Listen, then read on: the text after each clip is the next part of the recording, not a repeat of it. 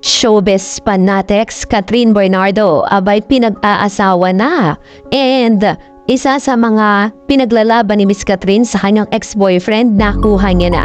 But before that, if you haven't subscribed yet to my YouTube channel, please don't forget to like, share, and subscribe at hit mo na rin ang notification bell for more showbiz updates. Before anything else, syempre gusto ko po kayong pasalamatan lahat ng mga Katden fans, lahat ng mga Catherine fans, Alden Richard fans. Maraming salamat sa palagian ninyong panonood at pagsubaybay sa ating pong mga updates. So, sa isang post nga po ni Miss Catherine Bernardo kung saan finlex ni Miss Catherine ang lahat ng kanya mga putahe, kung saan isa si Alden Richard sa mga napusuan at pumuso sa kanya mga niluluto araw-araw sa kanila pong taping ng HLG. Kasi po si Miss Catherine talagang yung mga niluluto niya very personalized dahil syempre 'di ba parang meron siyang tinatawag na sinusunod na diet. So umabot na nga sa mahigit kalahating milyon ang pumuso sa cooking post ni Catherine Bernardo sa Instagram. Shinare nga ng kapamilya actress ang mga litrato ng kanyang pagluluto at mga nilutong pagkain habang pahinga sila sa shooting movie nila ni Alden Richards na Hello Love Again sa Canada. Sa ipa ng isang caption, just another update, nobody asked for food edition. Sa dulo ng kanyang carousel post ay ang video ng isang lalaking naghihiwa ng steak na hula ng ibang netizen ay si Alden Richards. So, picture pa nga lang ay nakakatakam na ang mga pagkaing niluluto at hinahain nga ni Kat. Kaya naman ang daming netizen ang humanga sa kanyang cooking skills. Malay natin, diba, hindi lang pinopost si Miss Catherine Bernardo, baka nag-aral din siya ng culinary para po talagang gumaling siya magluto. Kasi during those times parang nag-heal siya, nag-move forward siya dun sa sakit na naranasan niya. Ito talaga yung palagi niyang ginagawa na lagi niyang pinopost po sa kanyang IG. Isa nga sa mga pinusuang komento ay galing kay Miss Ami Austria na nagsasabing, pwede ka nang mag-asa, galing mo magluto na. At Bernadette ko, pwede ka na mag-asawa, love you. May mga nag-post naman sa dating Twitter or X na mukha naghahanda na sikat sa pag-asawa at ilan sa mga sa kanila ay siniship siya kay Alden. Grabe talaga mag-conclude, ano? Ito po yung ilan sa mga reaksyon ng ilang mga netizen. Pero, let's talk about this one. Noong last November 30, 2023, naglabas ang Inquirer ng mga abogado di umano ni Catherine Bernardo at Daniel Padilla ay nag-uusap-usap na patungkol po dun sa kanilang parang joint business, ano? And for that, dahil po dito, dahil dun sa na balita ng paghiwalay po nila, may mga business pala talaga sila na joint po sila. And for that, dahil dyan, syempre dahil po sa paghiwalay nila at nagkakaroon patuloy sila ng means of communication or talagang totally pinutol na ni Miss Catherine Bernardo kanyang komunikasyon dito kay Mr. Daniel Padilla, kasi according sa mga news, yung abogado nga ni Miss Catherine ang nakikipag-usap para po dun sa mga business ventures nila ng kanyang ex-boyfriend na si Daniel Padilla. At ngayong araw nga, ay totally nabawi na nga or parang pinakita po dito at ibinalita ng isa sa mga pinagkakatiwalaang news outlet na ang negosyo po ni Catherine Bernardo and Mr. Daniel Padilla ay totally hiwalay na. So, hindi lang pala silang hiwalay totally. So, ito lang po yung nangangahulugan talaga na tama talaga yung sinasabi ni Miss Catherine that there's no coming back but only moving forward. Puluyan ng nilayasan ni Catherine Bernardo ang baby nila ni Daniel Padilla.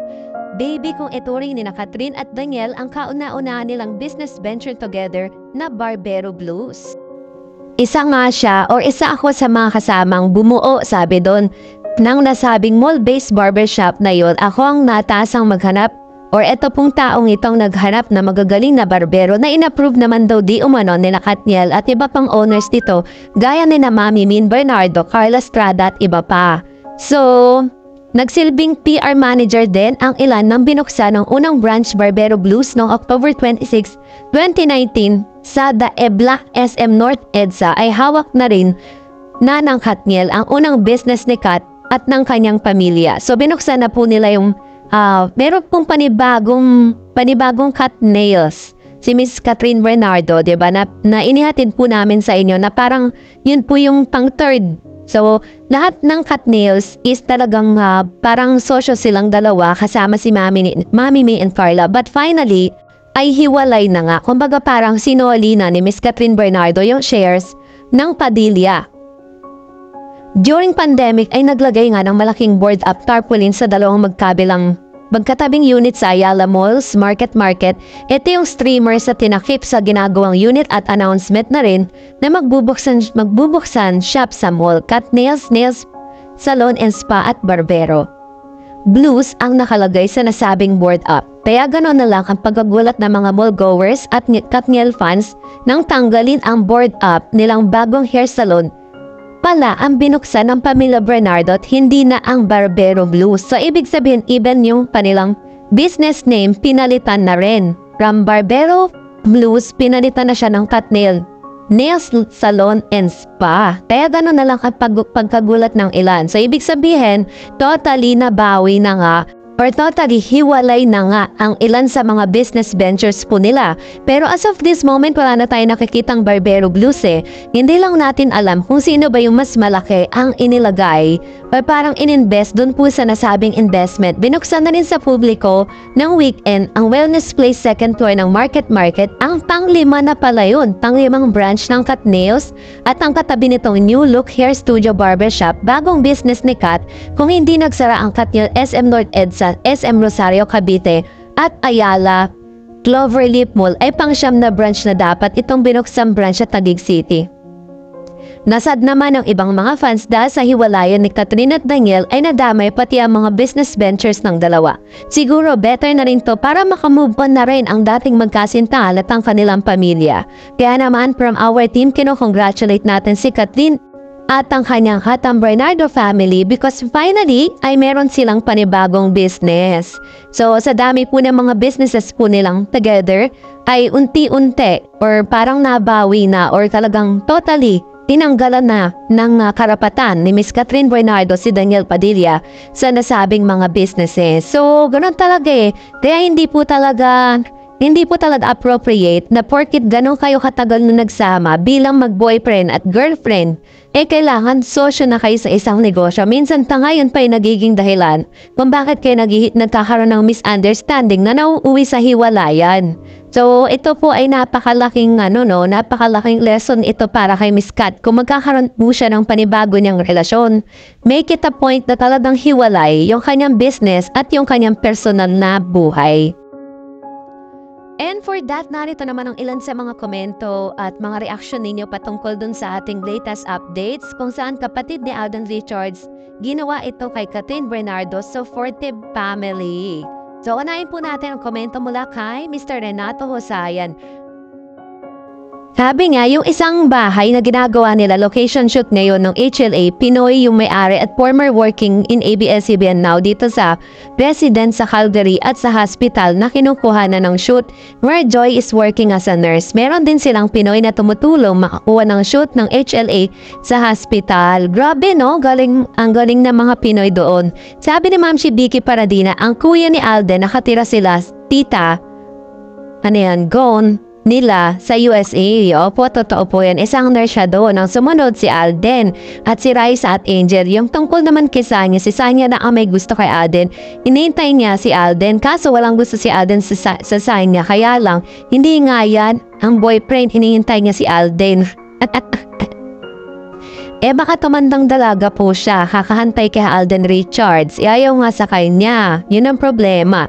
Sabi naman po ni Miss Lee Maria Lourdes, Ma'am, marami pong salamat sa pagbasa ng comment ko po. Subscriber na, followers niyo pa po ako, notification on. Maganda po kayo mag-relay ng content ng reaction. Direkta, may respeto sa pagkabilang panig. Binabasa niyo rin ang comment ng Aldab at Gatniel fan. Sa mga content niyo po, you help your subscribers at followers to be more observant to think.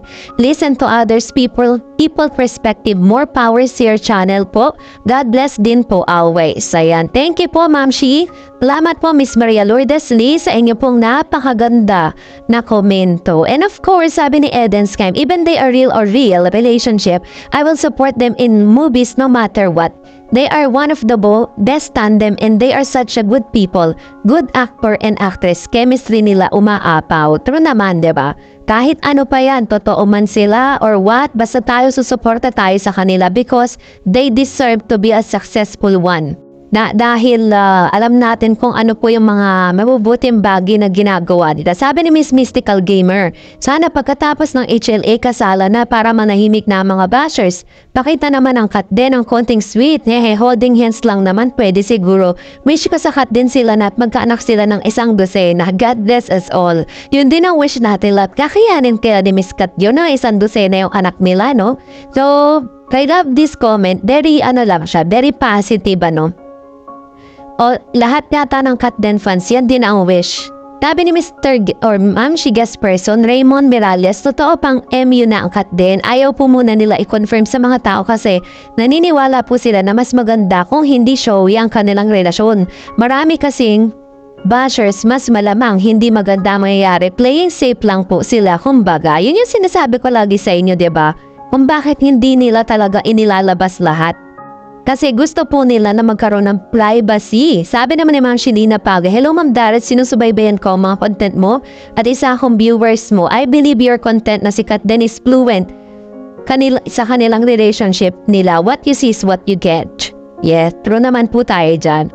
At wala pong duda doon, kahit marami pong mga nagdududa at marami pong mga bashers between them, but still nananatili pa rin, diba? Sabi ni Ma'am Chef Freddy, sa lahat ng mga bashers ni Alden, give it a rest, please. The past is past and do not link him anymore to Maine, who is now happily married. The rest is history now. Stunning Kat and Alden have been blessed because dearest Lord loves them both for their goodness. Siguradong ipagdadasal pa nila ang mga bashers sa mga paninira. So please, once and for all, cut it out. Ayan, loud and clear, sabi ni Ma'am Chef Peli Rivera. Ewan ko ba bakit po sila parang nanganganak, ang dami-dami nila. No, hindi natin maunawaan. But anyways, maraming salamat po sa inyong mga komento. And that's it for today. For more videos and updates, please don't forget to like and subscribe. And please don't forget to follow my Facebook page, Dar Eds TV. God bless everyone!